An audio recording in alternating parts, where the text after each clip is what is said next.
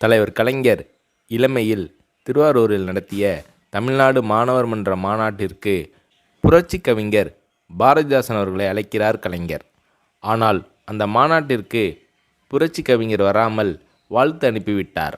அதேபோல் 1968ஆம் ஆண்டு அண்ணா பிறந்தநாள் விழாவிற்கு அண்ணாவையே அழைத்து அவரை பெருமைப்படுத்த வேண்டும்.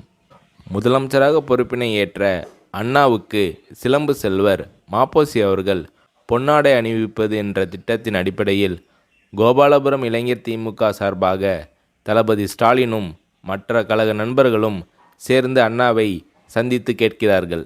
தளபதி கேட்ட தேதிக்கு வர முடியாமல் வேறு தேதியை அண்ணா கொடுக்கிறார்.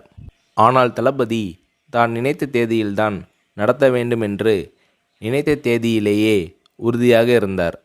பிறகு அண்ணா அவர்கள் தளபதி கேட்ட தேதியை கொடுத்துவிட்டு தளபதி ஸ்டாலினை பார்த்து, உங்கள் அப்பாவை போல் அடம் பிடித்து காரியத்தை சாதித்து விட்டாய் என்று அன்றைக்கே அண்ணா அவர்கள் தளபதி அவர்களை பாராட்டினார்.